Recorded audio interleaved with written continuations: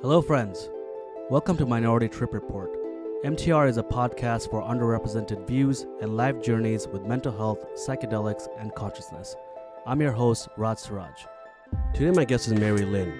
Mary is the co-founder of Odin, a startup that builds powerful tools allowing people to invest together in anything. Long-term, Odin's vision is to drive systemic change by creating better ways for people to connect, collaborate, and create value. Mary, welcome. Thanks so much for being on the podcast. So we were just laughing before we got started during the troubleshoot, and I was looking for your bio on LinkedIn. Obviously, you've done quite a bit in your life, and we'll talk a little bit about what those things are. But you made a reference to how bios are really difficult to write, especially for somebody who's very experimental, who's done a lot of stuff. So let's start there. I think it's an interesting, contentious point because I also find it very difficult to write bios. Heavy experimenter all my life. So let's start there. What is your bio now? And what was it a year ago? Like on LinkedIn, it was literally the worst ones. I hate it when people write this. And it's, if you send an invite, please include a message. And that was it. And then I tried to write a proper kind of LinkedIn about section, and it ended up being way too long. It was at least probably 20, 30 lines. And at the bottom, it was this is a work in progress.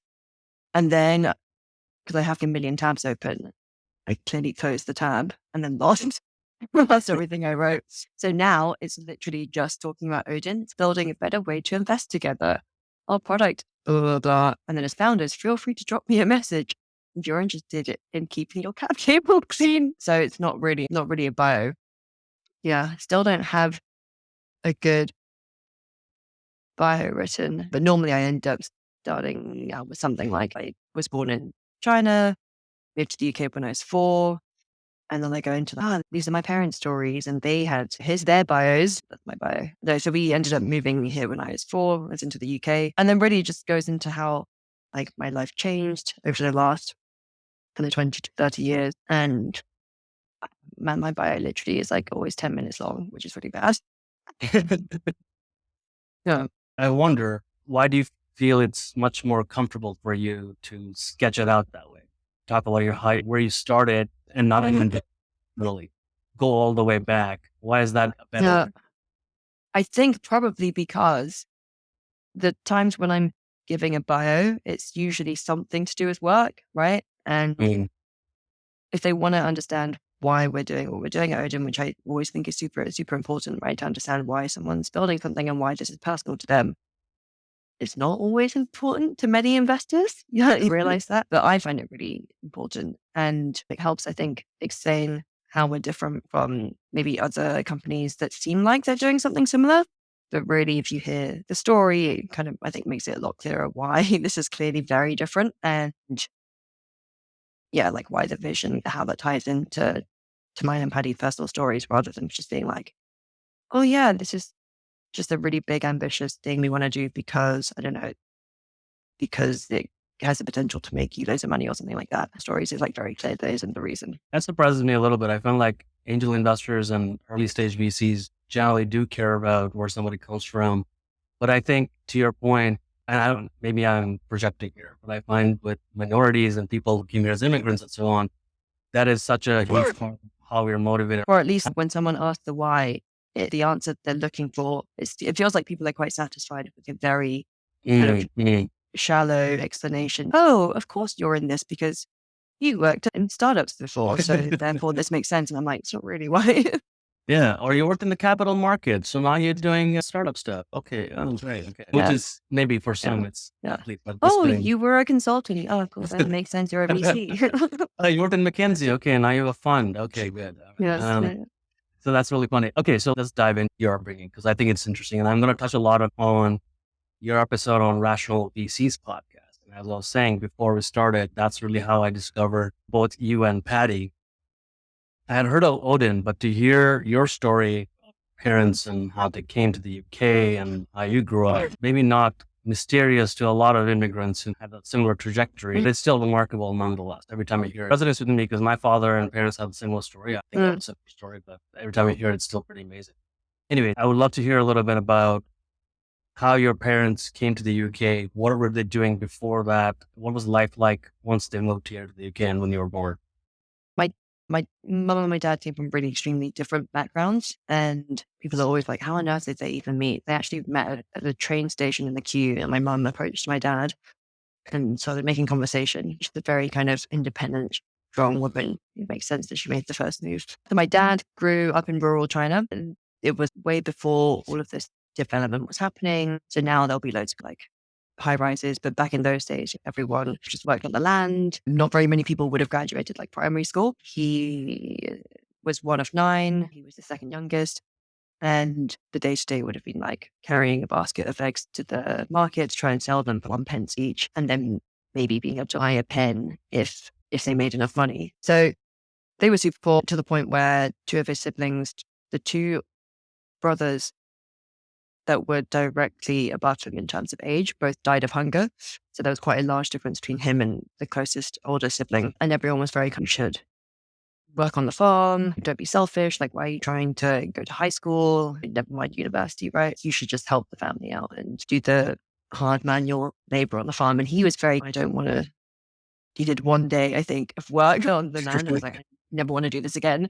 It was super tough, right? And he ended up studying really hard. There wasn't like electricity or anything. So he would go to the bathroom, put a chair in the bathroom and stand there with a book, like holding it up to the light to try and learn. It took him, I think, 2 or 3 tries to then get into like middle school. So there was like a bunch of different tests, and ended up going to one of the best unis in China, which is great. What else at the university would have come from such a different background that he didn't really have like friends there. Yeah. And also as someone who was super, super poor, he basically wouldn't really be able to afford even like lunch, or can't even really afford food. And the professors would give him these lunch tokens because they knew about his situation. And then he'd be sitting there like with this eggshell with some salt in it. And then he'd be eating his rice, dabbing his chopsticks in the eggshell, eating the salt to make it look like he could afford an egg, which is obviously like super sad. And then he actually got sent over to the UK and went to Imperial as a visiting scholar, which was one of the reasons I also decided to go, because I thought, oh, wouldn't it be nice if we went to the same uni? What was he studying at that time that he got sent to Imperial? So he studied computer science. Yeah. So when we were at home when I was younger, we had, there's so many stories, right? It's like tech entrepreneur.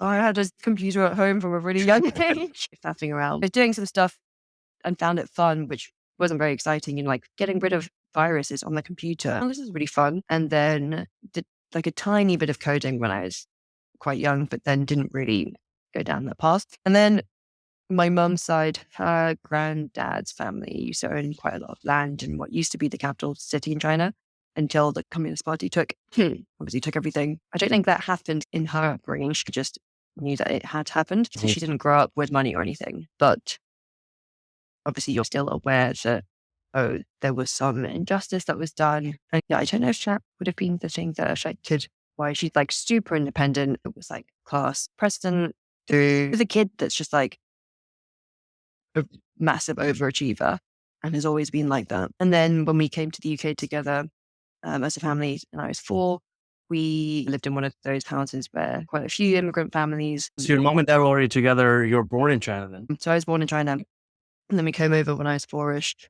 My dad came like a year early to figure things out, and then brought us over.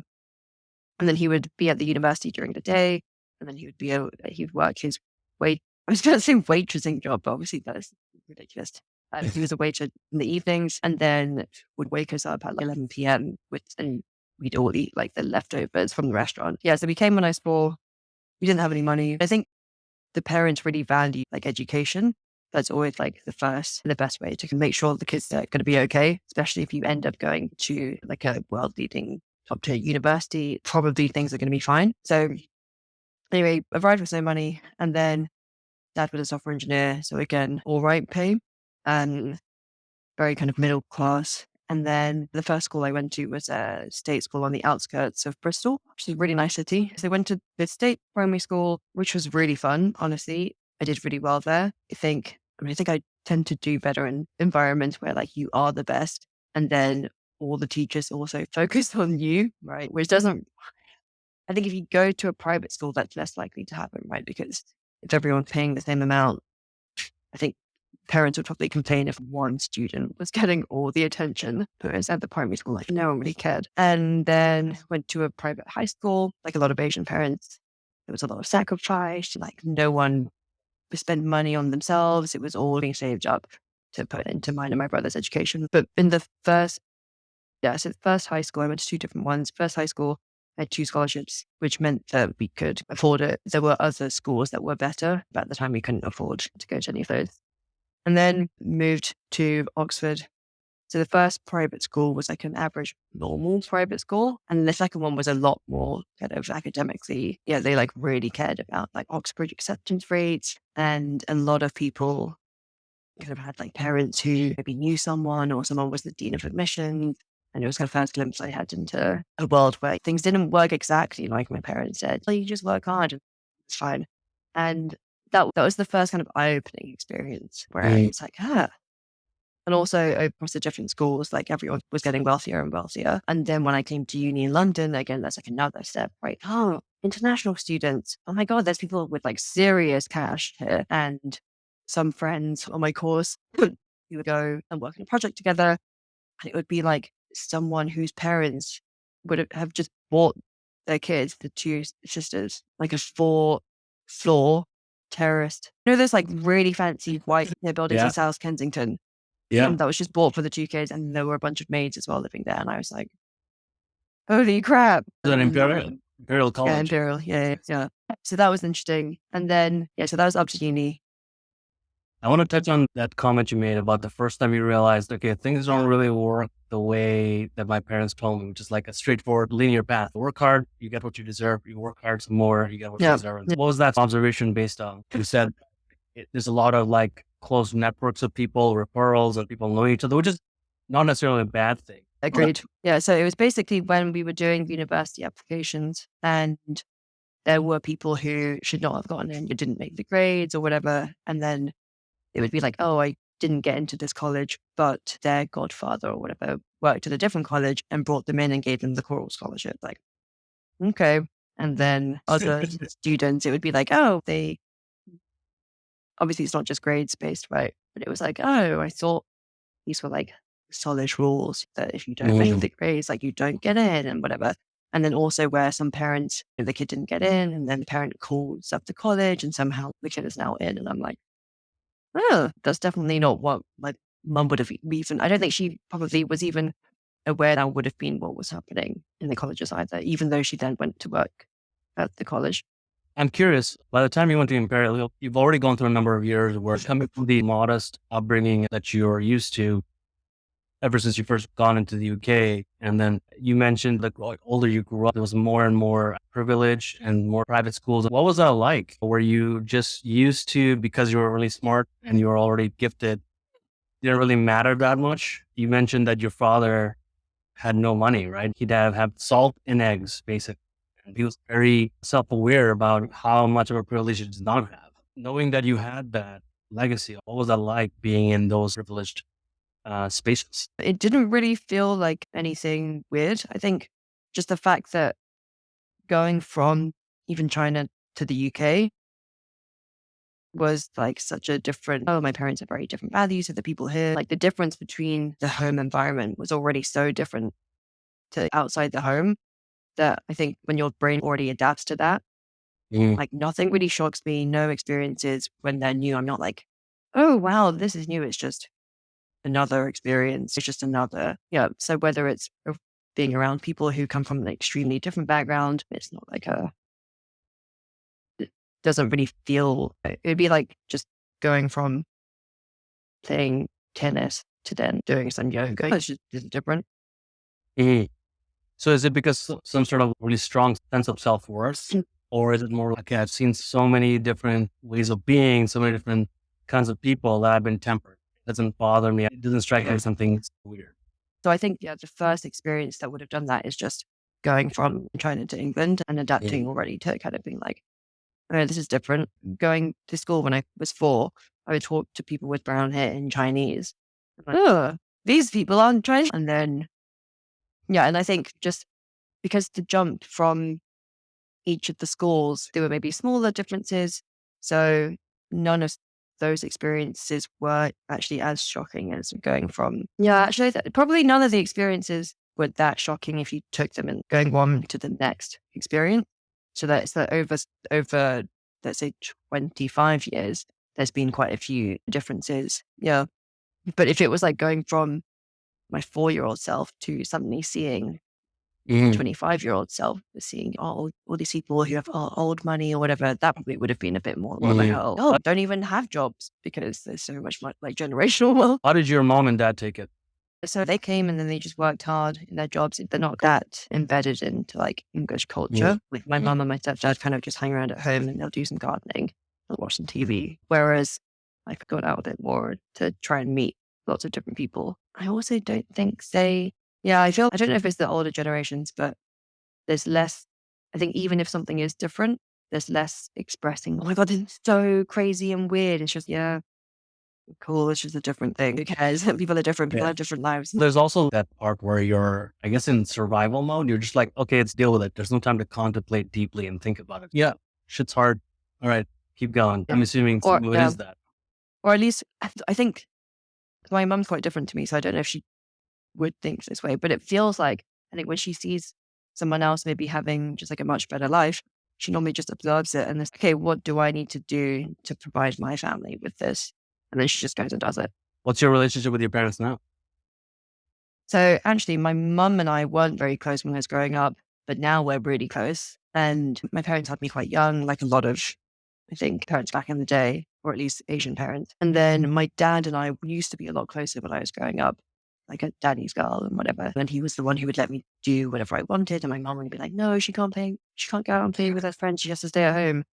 I'm like, why do I have to stay at home? All I'm doing is like pretending to work whilst actually playing The Sims. And then after my parents broke up, so they broke up when I was like 13-ish, me and my dad, relationship started just deteriorating. And I think because they didn't have a very good relationship at all at home, I think that's one of the things that contributed to, I think, the way my brain works, which is very much like, you just have to figure things out yourself because no one seems to agree on anything anywhere. And once you got to Imperial College, what was that like?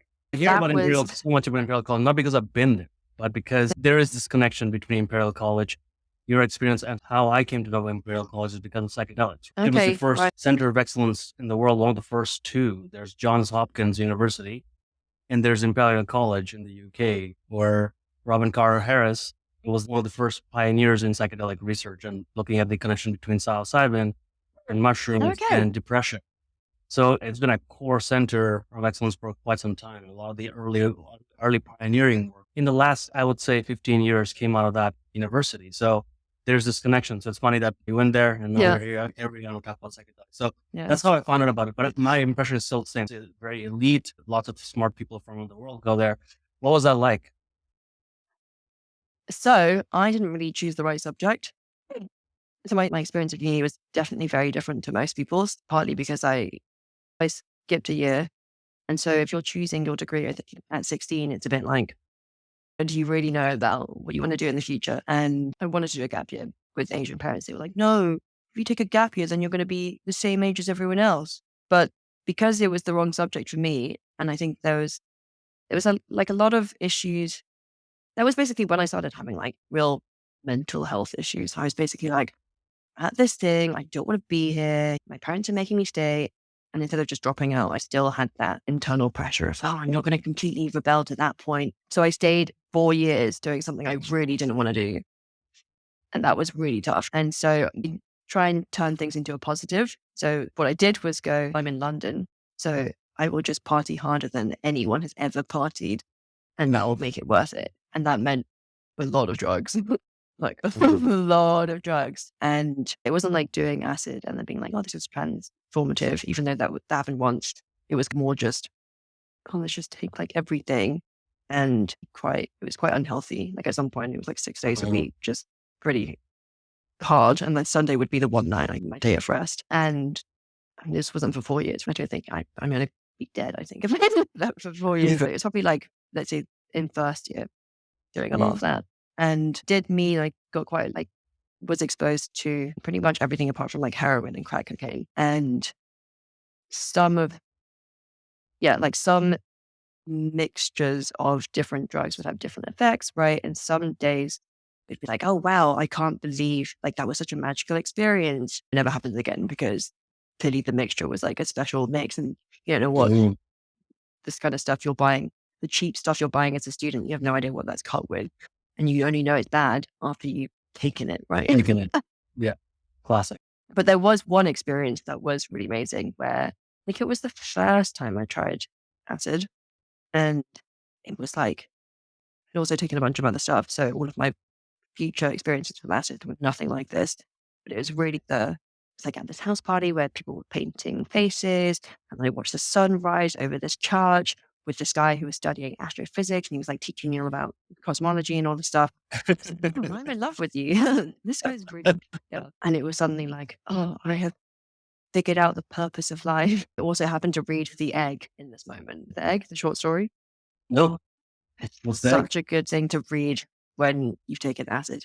So basically, I'd say it's about reincarnation, the story.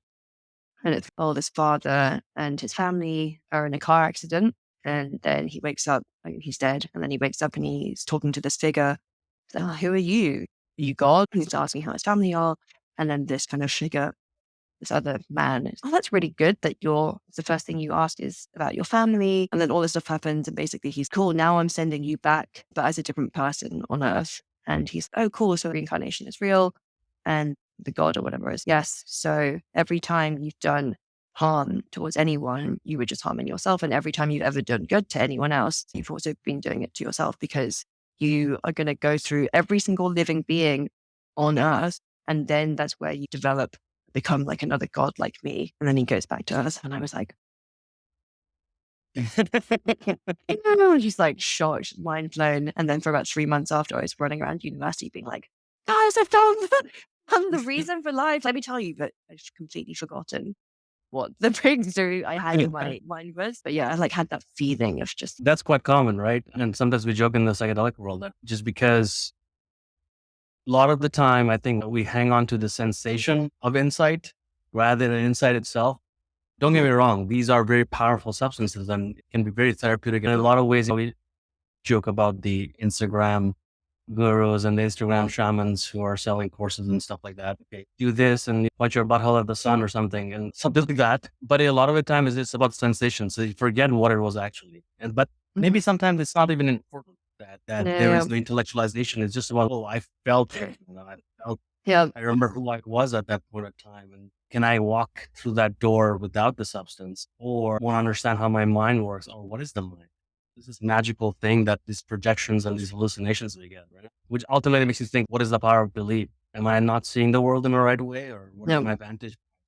So why was that particular memory, that time on acid, why did that become seminal moment? And I wouldn't necessarily say it was just like one, it was probably the only experience that I've actually had on any sort of psychedelics where it really had a lasting impact where I was like, oh, wow. Whereas other times when I've taken stuff, it might have just been like, oh, that was a really fun afternoon. Oh, I got high going to the penguin zoo. Oh, that was so funny and fun. But nothing that remembers to that one experience, even though I've met so many people who have had all these other kind of more transformative experiences. And I think for me, actually, so when I took this late gap year when I was, 27-ish, and it was very much, I'm going to go do yoga in India. I'm going to do Vipassana there. And then I'm going to go to South America and do ayahuasca. And none of those experiences had any effect on me apart from shifting my mindset from thinking, oh, there's something wrong with me. I just need to figure out what. Oh, why do I keep wanting to do all these different jobs because I haven't found something that I love? What's wrong with me? And then that 6 months, I basically maybe it was actually those experiences, the hippy dippy stuff was probably only 2 months. And I just came out of it being like, I don't think there's anything wrong with me. I think it's just there's something wrong with the system. And so let's just go fix that. Interesting. What do you think was wrong with you before that? Yeah, so I was like, clearly there's something wrong with me because everyone's treating me like I'm super weird for if I'm doing so many random different things. Like, why can't I just find something and just stick with it? And I was like, maybe there is something wrong. Like, why can't I just stick to doing something for years that I don't particularly enjoy when everyone else seems to be okay. What guided you? Was it, I got to find this thing because my parents worked really hard. And so I got to find this thing. It was like, I like this and I like this. I find so many things interesting, or nothing really interesting. So I think a lot of my, just to caveat this, I don't think it's super healthy I think it's good to understand how your mind works, but I don't think it's very healthy to identify too much with the negative things, right? So for example, I've had depression before, I have ADHD. Some people were like, oh, you're clearly autistic. And I'm like, cool. And the times where I felt the worst and felt the most hopeless have always been the times where I also like identified with that. And that was like, I am a depressed person, or, oh, I had ADHD. Whereas just being like, yeah, cool. This can explain some of the behaviors. Let's move on from that. Hopefully this is a temporary thing. The power of just, I guess, like kind of positive psychology, but actually no one wants to hear it. I was really angry when I talked to people about my depression, and people would be like, oh, it's really bad to like identify with that word. And I'm like, "You don't understand. It's really tough." But now if I feel myself slipping down that path, I just go, oh, I'm PMSing. And it really does help.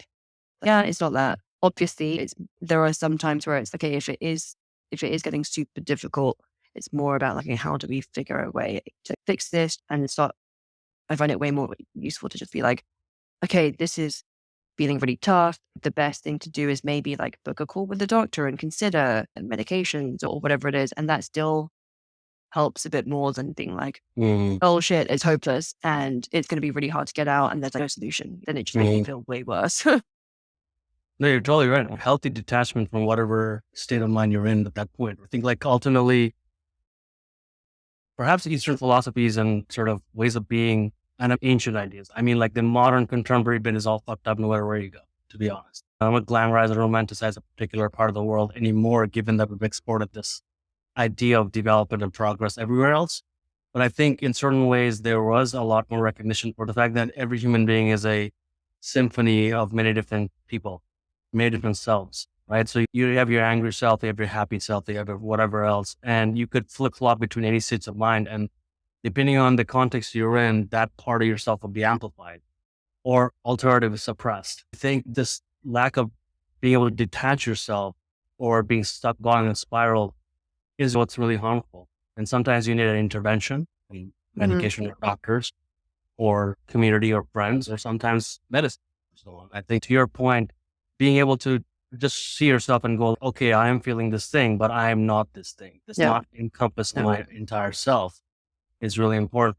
You took a break when you said you were 27, right? Your parents didn't allow you to take a gap year before. What happened at 27? So I pushed my parents quite hard in terms of doing a lot of stuff they did not want me doing, right? And over the years, they've become a lot more relaxed and they're just like, we don't care what you do as long as you're happy and don't kill yourself. And I'm like, cool, sick, awesome. Yeah. Nice. So around 27, it was okay. I did the biology degree. That was with management. So that's a few things. And then I took a year to try and build this like publishing company, and then went back to study computer science, and then was a software engineer for a bit, and then did product management after I said to my parents, oh, I'm going to be a software engineer for at least 10 years. And then literally 2 years after they paid for my master's degree, I was like, I don't think I'm going to do this anymore. And in between, I'd also done like a bit of headhunting, but just like at least had 16 jobs before I was 25. Around this 27, around that point when I was going through a kind of more serious career change, because I really thought software engineering is going to be the thing that I spend a lot of time on now. That was, but I didn't want to be changing careers every 2 years either. So it was like, well, I haven't really taken the time to just think. And I personally, I'm one of those people where if I don't enjoy work, I'll just quit immediately, because I can't do the whole, I'm going to work here and I'm going to spend 3 months whilst working at this place to look for other jobs. Okay, if I already know this isn't something I want to be doing, I'll hand in my notice now, work the notice for a month, and then I'll look for jobs when I've already basically stopped working at the other place. And again, obviously this comes with, like, some people don't have the privilege of being able to do that, but it's okay. The worst thing that's going to happen to me is I have to move back home with my parents. They'll feed me or whatever. I don't really need to like earn money. But yeah, at that point it was like, okay, I'm going to take some time. I have a feeling I'll go do something maybe in product, but also wasn't like 100% sure. I was just like, oh, let's just think about some stuff. And also, if there is something wrong with me, quote unquote, wrong with me, then it'd be good to spend some time like working on myself as well. Maybe what happens is I identify this problem and I fix it. I've had friends who've been Rhodes Scholars at Oxford and stuff. Sure. Also a similar sort of like modest background immigrants. And I see some of the weight that they sometimes carry being like Rhodes Scholars and being confused and not knowing what to do and how it eats away at them. And even for me, I didn't go to Oxford or Imperial or Harvard. My sister and brother have done really well for themselves, but I'm the eldest. I was also this other rebellious black sheep who went and did all the drugs and listened to music and toured and all this stuff while being a cancer researcher and all this stuff. But for years beating up myself because I said, fuck the SATs, I'm not going to take. I don't want somebody to tell me how smart I am. Obviously, a lot of it was dumb. No regrets. But sometimes I'm thinking, had I taken a more traditional path, maybe life would have been different. Again, mistake maybe, definitely not a regret. I don't regret any of it. But I'm only saying this because I wonder how much of that pressure came from the fact that you did go to Imperial College and was surrounded by all these sort of like very well-known elite super achievers, one of themselves or from their family. How much of this was that versus an interest? So one of the reasons I felt like the education system was, or like the conventional paths didn't really make that much sense, is because I was at this supposedly elite institution and most of the people around me, I was very unimpressed by, right? It was like, if this is what it means to be elite, then something's wrong. And that's always been the case throughout school as well, right? It was like, oh, these are all supposed to be really impressive people, but most of these people don't even know how to think for themselves. Because I didn't really go to any classes for high school or university. And I did very well. So it was very much like how can I do this well in the system when I'm doing fucking nothing? So it was like, shit clearly needs to change if even I'm doing well. So you feel like most people were stuck in a box and they had their path laid out for them for the rest of their lives and just passively, blindly following through it was like, oh, everyone's kind of on this conventional path. Nothing was very inspiring. And there was just so much that could be different, right? If even some really small things had changed, it was like, what would school have been like if we were all made to study like philosophy and psychology? Like even a tiny change like that, clearly this would improve a lot of things, but that's not even happening, like studying economics or whatever. And then at university, again, it was like, oh, everyone just chooses a subject. Some people as young as 16 for me. Like, kids are so stupid. Like none of them know anything. Why are we forcing people down this path so early? I'm resonating so much with your experience of out in the world because it was very similar for me. Like my parents, we didn't have much growing up, so constantly quarreling over money. And my parents, I love them to death.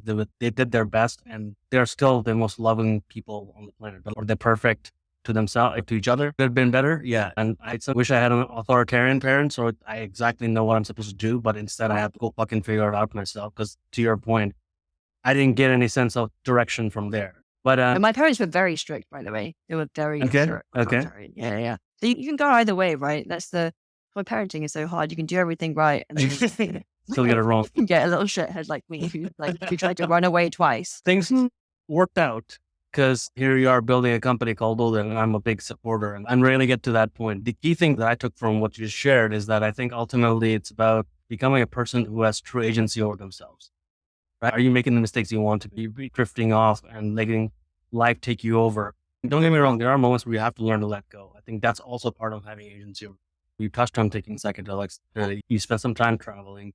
You have done ayahuasca and you said what it showed you the most is that who you are is okay. It's not because something's wrong with you. Yeah. Something wrong with the world and the systems you've been in. Yeah. I would love to learn a little bit about what that experience was like and why you ended up feeling that way. Why I ended up feeling like there was nothing wrong with me. Yeah.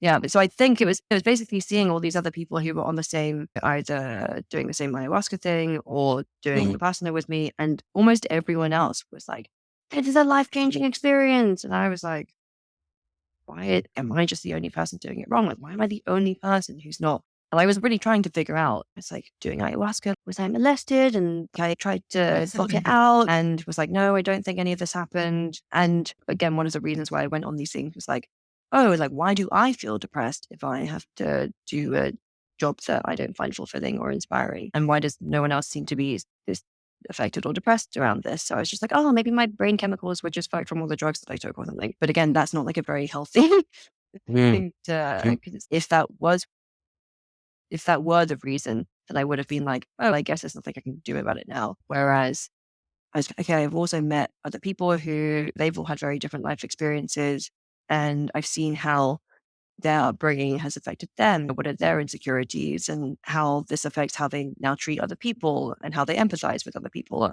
And you see all of this, and it's like, okay, it does make sense that this is the way that people are going to react if they've gone through those experiences. And what is the thing that everyone has in common, right? All of these people who have different kinds of painful experiences in life, we all live under the same system. Sorry, I've gone off on a tangent, but yeah, basically it's okay. It makes sense that so many people are feeling depressed or any kind of negative way, right? Like people may be feeling like things aren't fair. It's really easy to see why. Let's say some people have voted for Brexit. It's not, oh, these people are just stupid. That's the least useful term, really. It just shows you can't empathize with the person. And yeah, it was just, it makes sense to not feel good when you see all the pain in the world, right? It doesn't mean there's something wrong with you if you look around and see all these homeless people who, where the system has basically made it impossible for them to get jobs. Like, why wouldn't I be sad? The thing with psychedelics, at least from my perspective, is that it releases you from your own projections and your own sort of like simulations that you create for yourself. Ultimately, we all pick and choose what we want to believe in and what communities want to belong to, what ideas we want to like harbor. Ultimately, is it really your choice is the question? How much of it is the sort of peripheral programming and the upbringing sort of systems, and how much of it is just generally your experiences? Some of what have to escape traumatic events, and like the PTSD or narrative loops that we have to escape from. Other times it's just knowing that, hey, maybe I'll never figure it out. Maybe there is always going to be this uncertainty and ambiguity. And how do I become okay with that? And life is not a single thread. It's a multi-threaded existence, right? I think there's a lot of between that kind of empowerment and the kind of work that I think Odin is doing now. I think investing can be a powerful philosophy as well. To go, okay, it's not about being wealthy and making lots of money. It's about putting my money where my mouth is and really helping, particularly for startups. I think, very, very early stage investing is very empowering. It feels a little bit like activism through. Yeah, exactly. So I want to talk a little bit about what Odin does. I saw that under Odin, you pinned the Bessemer Ventures article about consumering the private markets. That's only because, okay, this is how stupid it is. I pinned this because we're mentioned in this piece. But we did not create a logo that has, it's just the 8-bit Viking. It doesn't have the word Odin next to it. So no one who sees this article is going to know who this company is. Yeah, that's what I was surprised by, because I read that article all the time because Bessemer, I'm a big fan of Bessemer, and I like that report actually quite a lot. We're the only company whose logo is not including the word. So let's come back to this one, because I talk a lot about this area where technology, culture, and capital is converging in a big way. And it's going to affect a lot of things. But one of the things it's going to affect is that realm of investing, particularly in early stage companies, right? And I'm trying to do this in psychedelics, but it's going to affect everything, I think. Being able to mobilize capital and community and being able to invest in things is going to affect a lot of things. Tell me a little bit about what Odin is. As a co-founder, what are you building?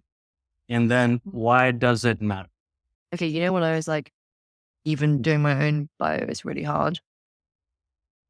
You can imagine how hard it was to come up with a way to describe Odin. Because there's like the long-term, like 30-year vision. And then there's what kind of makes more sense to talk to people about, which is maybe like 3 to 5 year thing is what a lot of people want to hear. So our current version is other investment platforms let you transact, but Odin lets you connect, collaborate, and participate in building the future. So it's trying to imply that this is a group, collaborative, community-driven thing, and you're not investing for the sake of, hey, I want to make money, that's why I'm investing. It's really about building the future and shaping the world around you, right? Given, and I'm asking this very deliberately because I want to connect it back to your experiences at Imperial and like being in private, I don't want to say rooms, but private spaces, right? Private spaces locked networks of people. Again, it's not a bad thing. Mm. In the areas of early stage investing, we've gone from protecting people from mistakes to now what it feels like preserving the wealth among the wealth. Because most of the wealth nowadays is made in the private markets. It's investing in startups and stuff like that. And of course, it's more risky. Don't get me wrong. It's very risky, but there is a way to invest to your appetite for risk. But really what I'm trying to get at here is, what parallels do you see between how private markets and this world of investing, how it works today and what you've seen early on growing up, how networks work? Yeah. So I think what you said about things being maybe people doing things through their personal networks or whatever, it's not necessarily a bad thing. So when we first started out with doing Odin, we were a bit like, oh, maybe we want to get rid of that. Some people will carry on. That's the hill they want to die on, which is, oh yeah, this is bad that people do things through their personal networks. And for us, it's more about, okay, how do humans actually behave? Because you're not going to, in 10 years, change how humans fundamentally work, right?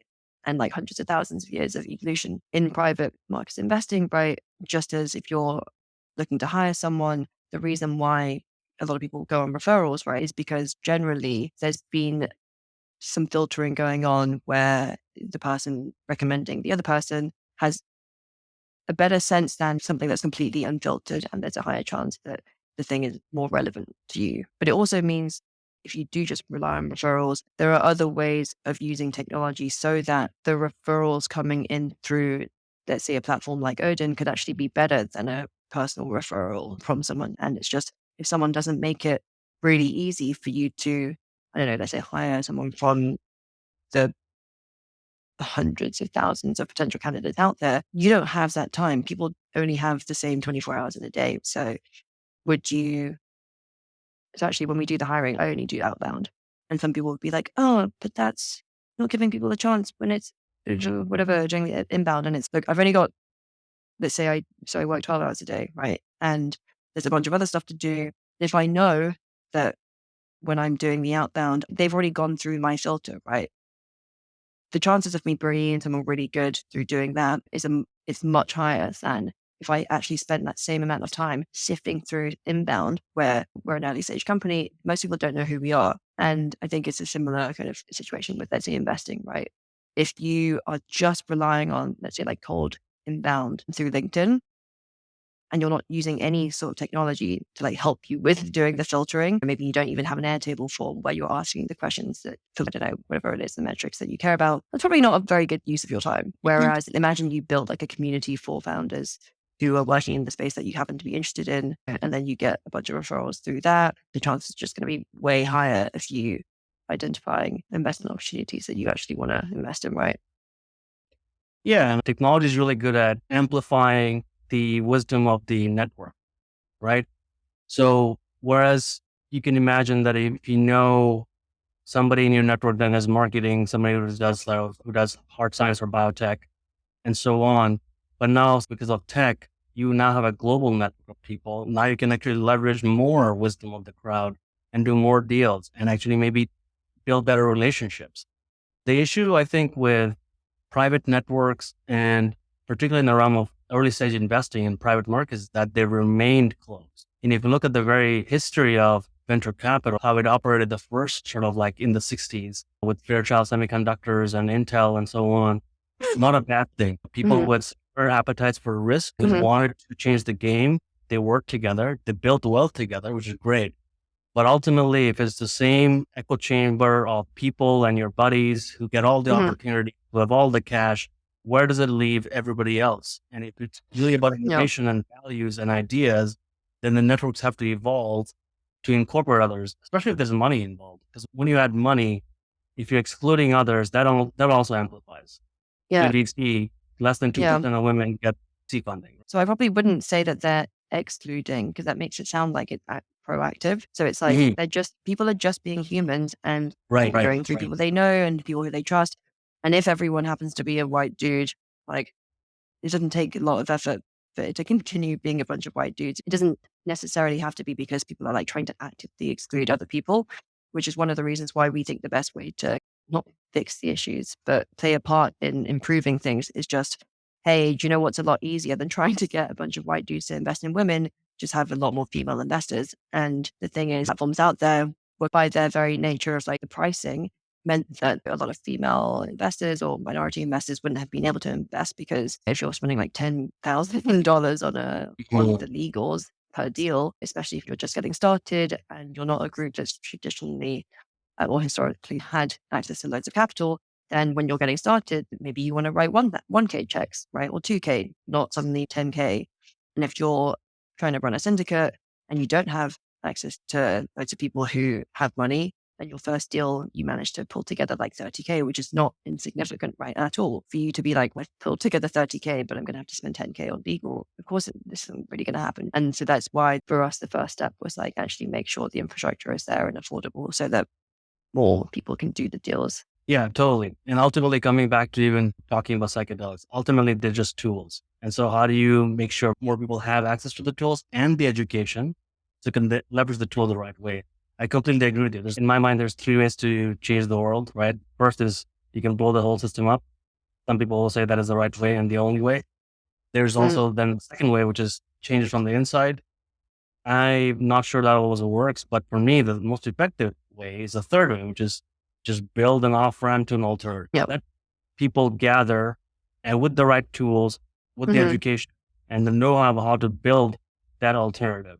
And then let it take hold. And those people have choice. What reality do you want to live in? So I obviously agree with you. But with the whole, let's blow everything up and start from scratch, I think that's one of the first things that comes into a lot of people's minds, right? You get why someone might say that. And you have people who are also like very educated who think that's the right thing to do, right? But for me, it's just, there's a reason why history has gone through cycles. And when people go down this path, what's really happening is you're going, this time is going to be different. And you're basically ignoring all of the reasons why we got here in the first place and being like, we just got here randomly, not because there's shitloads of people where if you completely blow it up and start it again, there's going to be another group of people who think that the system's crap and it doesn't work for them. And then the same thing happens again, right? Yeah. Yeah, totally. Yeah, I started thinking like decolonization happened. So that's why most of the world speaks English. Now, do we decolonize by stopping speaking the same language? That probably won't help, right? Because there is strength in me and you being able to communicate despite our different heritage and different upbringings and stuff like that. One last question as we come to the tail end of this interview. Can I also make a point about the exclusionary thing? Because I had this where someone shared a deal and it was a really good deal, great tier 1 investors, blah, blah, blah. I didn't end up investing because I was like, this doesn't resonate with me at all. Because it was like the numbers were amazing. Everything ticked all the boxes if you were trying to make money. But as a female investor, this was addressing it was such a male kind of niche thing. It's not investing because I'm being sexist. It's just, it also makes sense if you've got all these male investors and then they're like, we're not going to invest in, I don't know, some like breast milk pumping device. Yeah, that's not someone being sexist. They just don't fucking understand this at all. And most women also would not be investing in, erectile dysfunction startup. The whole part of diversity to me is just diversity of opinion. Can I act on my thoughts or not? Giving any community the true agency to do what it is they want and giving them the dignity of choice. Really, it's not to say, you're a woman, you should be this way. Or you're a color, you should be this way. That's not the whole fucking point. If we stick to those sort of very boxed in ideas of what diversity is supposed to be, I think we just caged ourselves all over again. I don't like that at all. Ultimately, just be the way you want to be. And hopefully you have the ability to do that. And without shame, without harassment, without violence, all that stuff. The whole point. I think I'm going to come back to this trifecta of technology, community, and capital, and how I think that is going to really change how people build the future, like you said, really, because that's what it's about, right? What ideas come to reality? And we know that money is a really big accelerator of that. What is your thought around how financial security, investing, or building generational wealth, what that means for minorities moving forward? And why is it important for us to participate? And when I say minorities, I mean anybody on the margin. So I'm a firm believer in like Maslow's hierarchy of needs, right? If you are like worrying about where your next meal is going to come from, you do not have the headspace to be sitting around and be like, shall I invest in? Or like, how do I help, I don't know, bring value to the world if you literally don't know how you're going to survive. So once you have a level of, and I've seen this through my own upbringing as well, right? when I was younger and we didn't necessarily have financial security, my parents would have been like, you should go work in a job that it makes a decent amount of money. And then later on, when we did have more financial security, it was like, oh, you can think about what makes you happy because that's fine. You're not going to die if you suddenly decide to take on a job that doesn't pay that well. So I think a big part of the security part is really to just give you the headspace of thinking about things a bit more, right? And not just being like, oh, I have to do this one thing. And yeah, giving you choice, right? The choice might be to not care about investing, which is fine. But I think really the more financially secure you are, the more likely you are as a human to be thinking like, oh, how can I also contribute value? I think inherently, I think most people are just like good people and they like feeling like they've contributed to something and they're good at doing something and they're doing something they love and that fulfills them. And that can be anything, right? But I mean, it's like that thing where if you go to an organic supermarket or you talk to people who are really passionate about the climate, it's not going to be like working class people who can't afford stuff, right? It's not going to be like, oh, I have to buy organic because that's going to help the planet. And with investing, if you don't have some financial security, you're definitely not going to be thinking about YOLOing 10,000 a year when there's almost like a 0% chance of getting that money back. So there's getting the security in order to think about some of these things. And then in terms of building generational wealth, I feel like the benefits of that is probably you can end up having a philosophical debate, right, over whether this is a good thing and whether actually people should be able to pass down wealth through generations. Yeah, that's like a whole other. It's been a loaded question. I recognize that. And I asked about generational wealth because it's just a word that gets thrown around a lot nowadays. I think, to your point, angel investing is an end in itself because you got to have that money and the mindset first and foremost to recognize what it is. I think the most powerful thing about angel investing in the model that you guys are allowing is it's just being an active participant, right? Yeah, saying, okay, exactly. put $500 in, put $100 in, it doesn't matter the sum. Does this amount make you feel like you can participate and actually become an active agent in that? Yeah. Can you learn? Exactly. Are you invested in? That's the thing that struck me the most, which is the most powerful. Yeah. Technology, the community, also. Yeah. So with the community stuff and being able to invest, for us, really a big part of it is it's the kind of, so I think when people start angel investing, I can only speak from my own experiences, right? But just the shift in mindset that it brings, I think is super powerful, right? In terms of so much more proactive now about meeting interesting people. And I'm not reaching out to them because I'm like, oh, maybe we can open a call and see if I can invest in your company. It's just changed the way that I behave in general around people and not just like founders or people in the space, but then it affects other aspects of your life as well and how you maybe treat the random person that you've met in a shop. Because now I'm like, oh, since I'm just reaching out to all these random people all the time anyway, and I used to consider myself like quite introverted. Now it's, well, if I go into a shop, it's another chance to just try and make conversation and see what kind of connection you can build with this person. What kind of interesting thing can you talk about? So I think it really, changes how you go about, I guess, playing this game of life and get to learn and meet so many more people. You end up feeling like you're playing an active part in potentially shaping how the future looks. And then also, I'm having a mind blank. I had a point, but I've completely forgotten it. Yeah, the community aspect, I think, is really important to give people a sense of hope, right? Because if you are investing on a transactional platform, it's actually quite easy to be like, cool, I'm investing, but really you don't. You might end up investing in things where you don't even really want the thing to exist. You're like, oh, if I'm thinking about making money, then it's a no-brainer. I obviously should invest in this thing that's going to be pumped through the VC like Ponzi theme. And I should invest in this because it's going to get hyped up and then I'm going to make money. Whereas when you're doing it in a community of people with shared values, it's a lot more fulfilling. But I think it really gives people a greater sense of hope that you're all in this together. So well said. I think both psychedelics and capital they represent alchemy of the mind. So I really appreciate that comment. Mary, thank you so much for spending this hour with me. Again, like I said, I've resonated so much with your life journey so far. Super excited for what Odin's going to do. Already a fan. Me too. And I'm pretty excited for what you and Patty and the team are going to build. Thanks again. Thanks so much. Really appreciate it. Yeah, likewise. Thanks, Rod. This podcast was produced in collaboration with Carolyn Tripp on art design. Thanks for listening to Minority Trip Report. I'm your host, Rod Siraj.